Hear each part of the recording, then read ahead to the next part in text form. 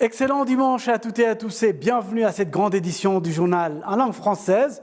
Vous êtes en compagnie de Patrick Nilidandi. Tout de suite, l'essentiel de l'actualité. Les habitants du district des Ruavu, touchés par les catastrophes naturelles, admettent que la vie revienne à la normale et que certains d'entre eux ont repris leurs activités quotidiennes. Kassim Youssouf nous fait le point. Félix Ingabire est l'un des habitants qui ont survécu au glissement de terrain et aux inondations dans le district de Ruavu. Sa maison a été totalement détruite. C'était à 2h20 du matin et l'eau nous avait attaqués. Je me suis immédiatement précipité et quand je suis sorti, il pleuvait trop et partout c'était l'inondation. J'ai d'abord fait en sorte que je puisse sauver mon bébé, ses frères et sœurs plus âgés et quand je suis retourné à la maison, l'eau débordait.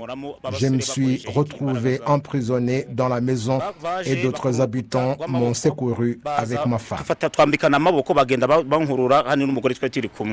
Jeanne Ouimana se trouve à l'endroit où elle et sa famille vivaient à Nyundo, où elle récupère ce qui est resté après l'inondation. Je suis venu ramasser ce qui est resté de la toiture de ma maison et j'essaie aussi de voir s'il y a des briques encore utilisables pour pouvoir les vendre et en tirer un peu d'argent. Au marché de Rugerero, les commerçants, dont la plupart sont des femmes, sont convaincus que la vie va s'améliorer. Ils soulignent que même si les effets des catastrophes ne peuvent être traités en une journée, la vie doit se poursuivre. Pour certains, la vie continue, mais nous avons vraiment beaucoup perdu. Nous avons perdu des personnes, des propriétés et la plupart de nos voisins sont dans la désolation, mais la vie continue et nous poursuivons nos activités commerciales et les gens acceptent la situation actuelle.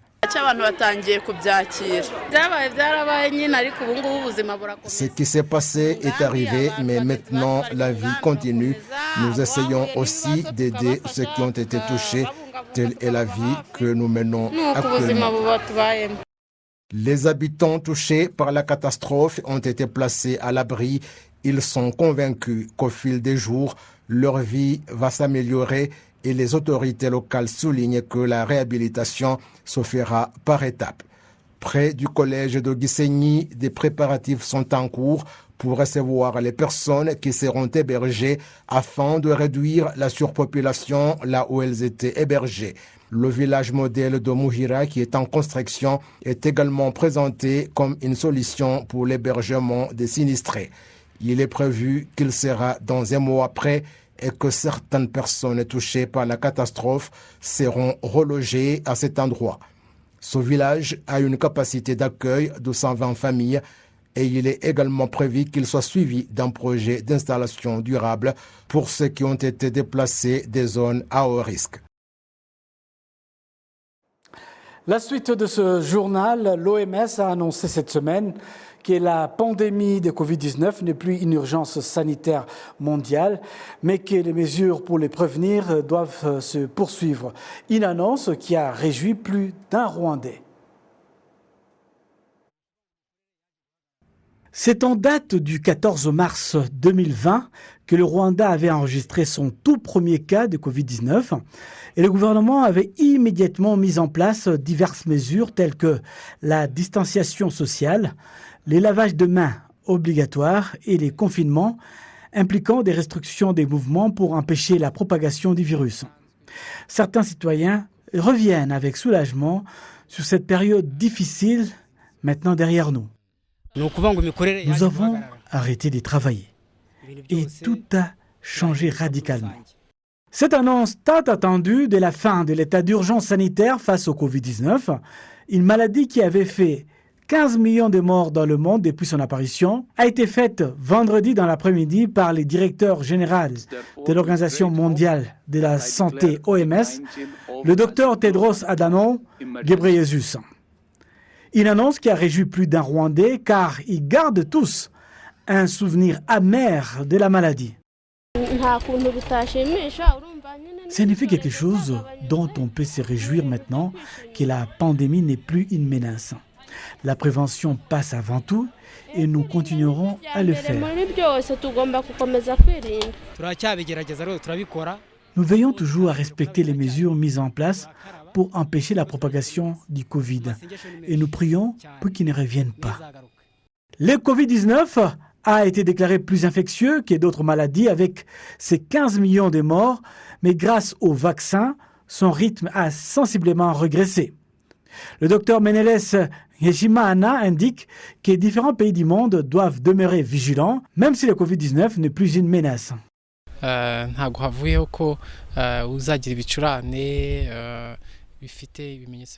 Nous continuerons à travailler et à conseiller les personnes souffrant des grippes et d'autres signes de Covid-19. Et nous n'arrêterons pas non plus de les vacciner. Mais certaines restrictions de mouvement d'un pays à l'autre ne sont plus en vigueur. Mais les gens doivent continuer à être vigilants et prudents. Les statistiques de RBC, Centre biomédical du Rwanda, montrent que le 14 mars 2020, date à laquelle le Rwanda a enregistré son tout premier cas de Covid-19, au 30 avril 2023, 133 334 personnes ont contracté les virus, parmi lesquelles 1468 personnes y ont succombé.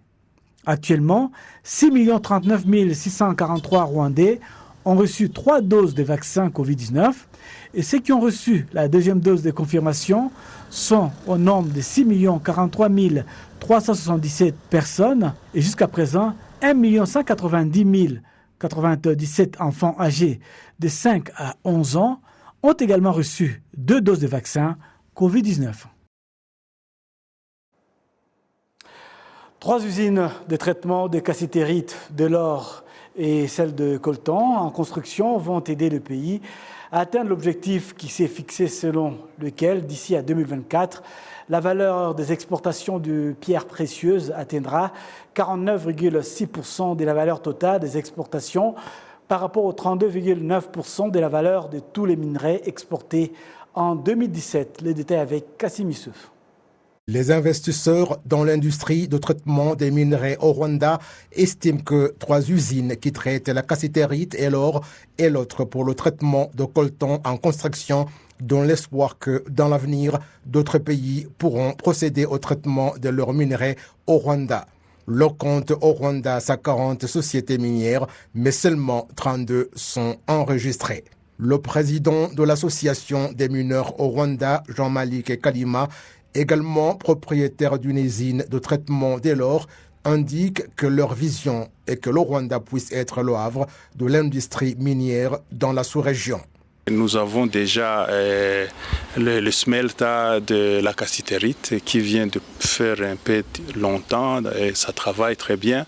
Et on encourage la plupart des gens de pouvoir utiliser cette facilité parce que ça leur permet d'exporter un produit qui est plus fini. Nous avons aussi la raffinerie de l'or qui raffine l'or jusqu'à 99,9%. Ça n'a vraiment pas de différence avec Dubaï ou bien Anvers. Donc si on peut encourager les gens, que ce soit local ou du moins régional, à pouvoir utiliser nos facilités parce que c'est sur les standards qui est vraiment très poussé au niveau international. On a aussi un projet pilote qui traite aussi les coltans, communément appelé tantalite. Et cette facilité va nous permettre de séparer les nobium et les tantales, chose qui va nous permettre de savoir comment on peut vendre les tantales différemment avec du nobium, parce que ce sont deux produits aussi très différents. Et nous encourageons encore une fois les gens qui investissent dans les mines de pouvoir y mettre plus d'efforts parce que nous avons remarqué ces derniers temps qu'en investissant dans les mines, ça donne plus de production, ça permet aux gens même de travailler dans les conditions difficiles, conditions pluvieuses que nous venons de connaître durant le premier trimestre de cette année. Mais le fait que les gens se sont donnés dans production souterraine. L'exploitation souterraine, ça donne plus de production et plus de sécurité à nos agents. D'ici 2024, le pays vise à réaliser $1 milliard de recettes par rapport à 200 millions réalisés en 2017. Les chiffres récemment publiés par l'Office rwandais des mines, du pétrole et du gaz montrent qu'au cours du premier trimestre 2023, le Rwanda a exporté 5 925 199 kilos de pierres précieuses pour 247 480 699 millions de dollars. Il est prévu qu'en 2024, la valeur des recettes d'exportation des pierres précieuses atteindra 49,6% de la valeur de toutes les exportations par rapport à 32,9% de la valeur de tous les minerais exportés en 2017.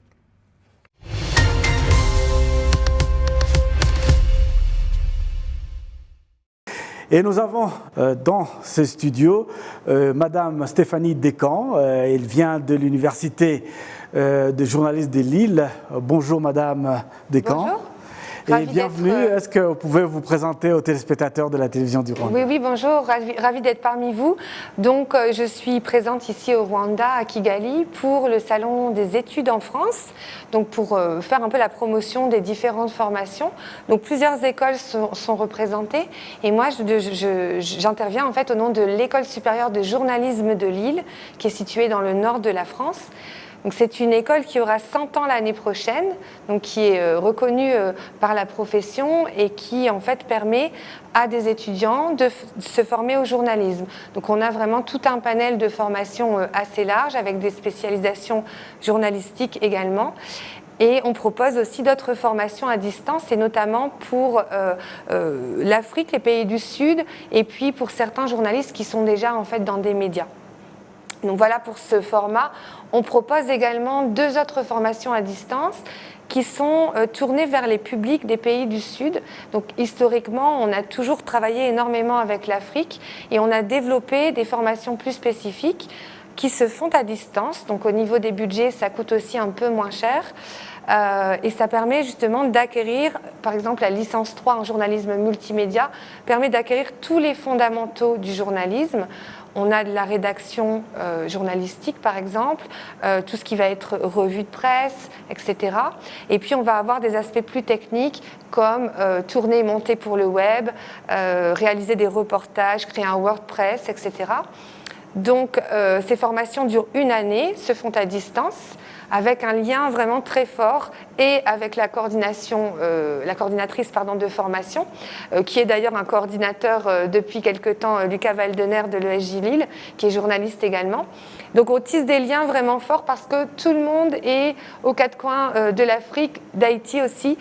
Donc on essaie vraiment d'être très proche, d'encadrer, de coacher au maximum. On a une plateforme en e-learning qui permet vraiment beaucoup de fluidité. Beaucoup de souplesse parce que les contextes en Afrique peuvent être un peu mouvants dans certains pays. Donc on s'adapte beaucoup. Et puis à la fin, on obtient un diplôme universitaire et le diplôme d'établissement ESJ.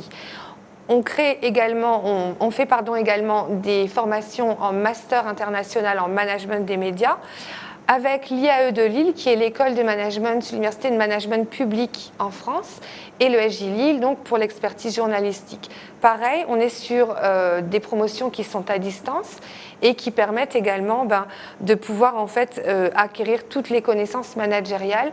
Donc on s'adresse en général à des managers des médias, mais également en fait à des journalistes ou des communicants qui souhaitent évoluer dans le domaine. Et pour un jeune Africain, la plupart du temps, ils disent que c'est très difficile de se lancer dans ce projet pour arriver à pouvoir aller jusqu'en France, parce qu'il y a la bureaucratie et ceci. Qu'est-ce que vous dites à ces jeunes Africains qui écoutent, un jeune Rwandais qui écoute en ce moment? Alors effectivement, c'est vrai que les formalités peuvent être un peu complexes. Sur les diplômes ESJ en présentiel, au niveau du master, on va recruter des étudiants internationaux et on va en fait souvent bénéficier de programmes de bourse. La seule chose, c'est que les étudiants doivent eux-mêmes chercher leur mode de financement, la majorité du temps, ce qui fait qu'en réalité, c'est eux qui doivent établir les démarches pour contacter les ambassades, pour peut-être contacter des fondations qui peuvent financer. Parfois, c'est la famille aussi qui se trouve dans d'autres pays, qui prend en charge les frais de scolarité. Sur les diplômes qu'on propose à distance, c'est quand même des coûts qui sont réduits. En réalité, on prend moins de risques parce que si on a déjà un travail, si on est un peu moins jeune et qu'on est déjà professionnel, on ne doit pas quitter son emploi pour venir en France. Ça permet de tisser du réseau et puis bon, peut-être après développer les aspects internationaux au sein des postes occupés. Donc c'est vrai que c'est compliqué, mais au Rwanda, à Kigali, vous avez la chance également d'avoir un bureau Campus France qui peut aider en fait les jeunes intéressés par le journalisme et les autres formations d'ailleurs, par les études en France, peuvent aller en fait rencontrer les personnes présentes au bureau Campus France et ils vont bénéficier d'un accompagnement dans la recherche de leur formation, mais également dans la partie administrative, comment candidater, lorsque l'on est sélectionné, comment mettre en place les démarches de financement, les bourses de vie aussi quelquefois qui sont accordées par les ambassades pour pouvoir justement bénéficier d'une aide pour se loger en France, parce qu'effectivement on a le coût des études, mais on a aussi le coût de la vie en France, c'est-à-dire le loyer d'un appartement par exemple ou d'un logement en résidence universitaire. On peut aussi après ajouter toutes les charges classiques, donc c'est vrai que c'est assez compliqué. Mais voilà, il peut exister des partenariats, il y a des possibilités de financement. Erasmus+, qui existe aussi, peut permettre à certains étudiants de bénéficier de bourses. Voilà, donc après, l'idée, c'est aussi de pouvoir monter des programmes et puis ne pas hésiter en tout cas à solliciter au maximum les instances sur place au Rwanda et d'ailleurs dans tous les pays d'Afrique. Parfois aussi certains employeurs, pour les journalistes qui ont déjà un travail et qui souhaitent suivre une formation à l'ESJ, on constate que certains employeurs prennent en charge la formation. Alors parfois c'est partiellement, parfois c'est intégralement, mais bien sûr il faut faire la démarche de demander en fait cet accord de financement. On travaille aussi à l'ESJ Lille avec l'AUF, l'Agence universitaire de la francophonie, qui permet aussi d'obtenir quelques bourses d'études qui sont partielles, mais qui sont quand même intéressantes malgré tout. Voilà, donc ça c'est aussi pour nous en termes de visibilité intéressant de travailler en partenariat avec l'AUF. Oui, revenons sur votre profession. Vous êtes dans le domaine de la formation depuis un certain temps, je suppose, dans le journalisme. Quel message pouvez-vous transmettre à un jeune Rwandais qui voudrait s'élancer dans la profession? Quelles sont les possibilités après avoir fait des études à l'Université de journalisme de Lille? Quelles sont les possibilités qui s'offrent à lui, à ces jeunes? Alors, je dirais dans un premier temps, ce qui peut donner envie, je pense qu'il faut aussi un peu avoir la vocation, vraiment avoir la compréhension de ce que représente ce métier. Il y a un enjeu social fort dans le journalisme, donc il faut quand même déjà être assez habité par cette idée de transmission de l'information, de la vérification des faits, etc.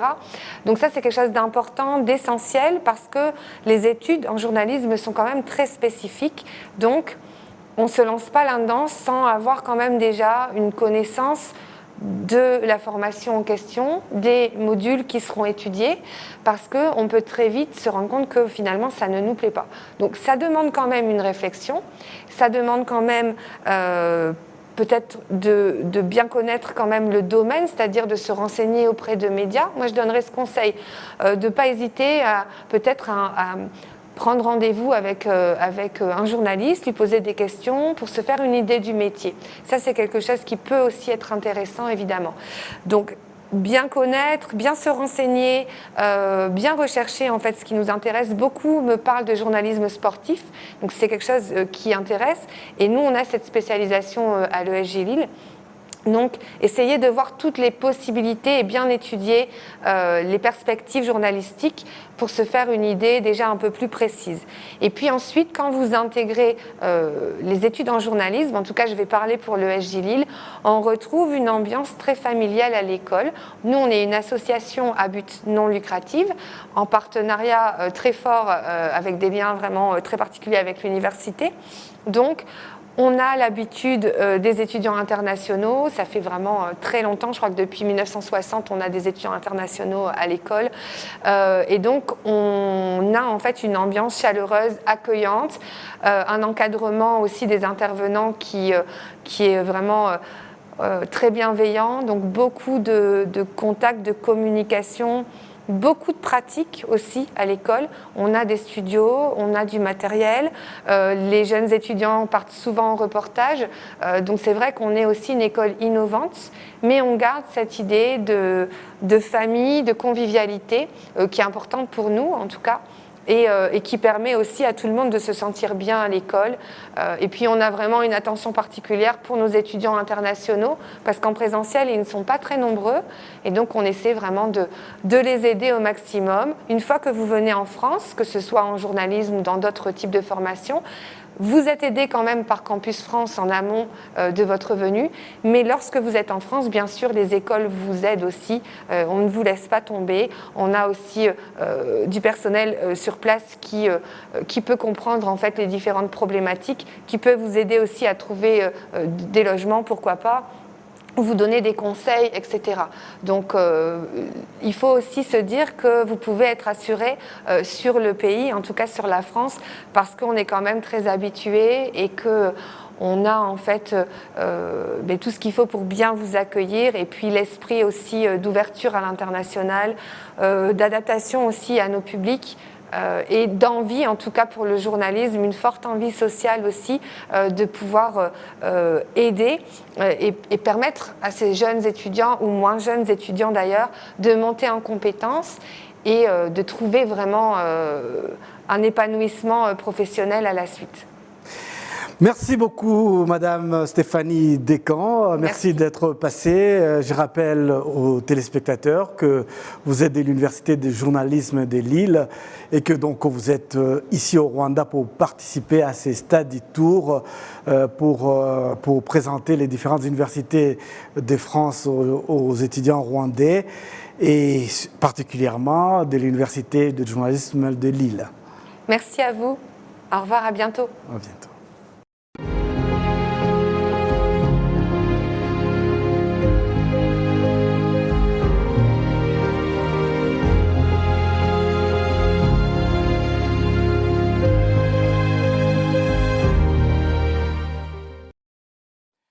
Mémoire à présent, les habitants du secteur Mukingo en district Nyanza ont pour la 29e fois commémoré samedi au mémorial des Gatagara le génocide perpétré contre les Tutsis en 1994. La présidente de la Chambre des députés, Mme Donatille Mukabalisa, a exhorté particulièrement les jeunes à combattre ceux qui falsifient l'histoire du Rwanda, car cette attitude pourrait entraîner le Rwanda dans des moments sombres qu'il a déjà vécus. Le récit de Kassim Youssouf. L'histoire du génocide dans cette région montre que ce sont des Interahamwe et des membres de l'ancienne organisation politique extrémiste CDR qui ont commis des massacres depuis le 25 avril 1994. Mais l'exclusion des Tutsis au travail et dans les instances étatiques avait débuté bien avant dans l'ancienne commune de Kigoma que dirigeait Ogirashebuja Célestin. Le ministre de l'Unité des Rwandais et de l'engagement civique, le Dr Bizimana Jean Damascène, indique qu'un grand nombre de personnes ont répondu présent au massacre des Tutsis parce que le génocide en soi et son idéologie avaient été inclus dans les grandes lignes de la gouvernance du pays, et donne l'exemple des partis politiques qui ont été créés en se basant sur des considérations ethniques. La haine des Parmehutu Interahamwe, des membres du parti CDR, comme celle de tous les génocidaires, n'est pas survenue au hasard. Elle a été enseignée par des partis politiques depuis Aprosoma et Parmehutu jusqu'à MRND et la CDR et d'autres partis politiques de leur coalition dénommée Hutu Power. Après qu'on ait inculqué la haine au sein des membres de ces partis politiques et de la population ordinaire, ils l'ont accepté, s'en ont approprié, l'ont propagé et l'ont mise en exécution en massacrant les Tutsis à différentes époques de l'histoire du Rwanda. La présidente de la Chambre des députés, Mukabalisa Donatille, affirme que la commémoration est une activité qui fournit des leçons qui aident les Rwandais à tenir jalousement à leur unité et la construction du pays. Cependant, il y a d'autres personnes qui accordent la priorité à l'idéologie du génocide et la présidente de la Chambre des députés a alors exhorté les Rwandais, surtout les jeunes, à les combattre.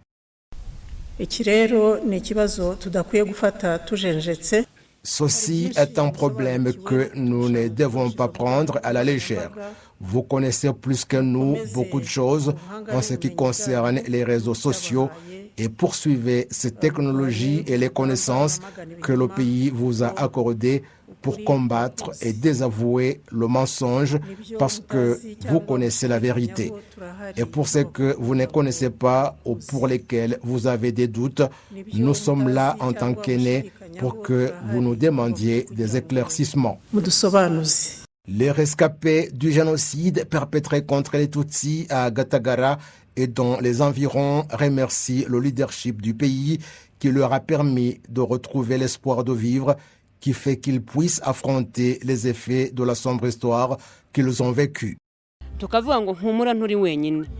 Nous réconfortons les rescapés en leur disant qu'ils ne sont pas seuls, et cela grâce à la bonne gouvernance de notre pays qui se préoccupe de notre sort. Celui qui est malade trouve les soins nécessaires. Nous avons pu étudier le bien-être social est amélioré, notamment pour ceux qui ont perdu tous leurs proches, mais ils ne sont pas seuls. Le mot qui réconforte les autres, c'est leur dire que nous avons un bon pays qui ne pratique pas la division parmi les Rwandais, que nous avons un pays qui nous aide pour que nous puissions nous reconstruire moralement et socialement pour l'édification d'un bon pays. Environ 7350 corps reposent au mémorial de Gatagara et les habitants souhaitent que le gouvernement puisse y construire un bâtiment ou garder des éléments de l'histoire du génocide perpétré contre les Tutsis afin d'améliorer la manière de commémoration.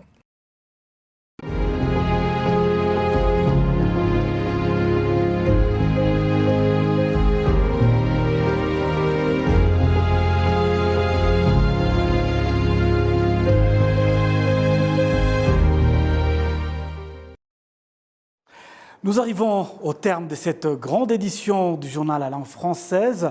Merci à l'ensemble de l'équipe technique, c'est Héros dans l'ombre, et excellente suite de programmes sur la télévision rwandaise.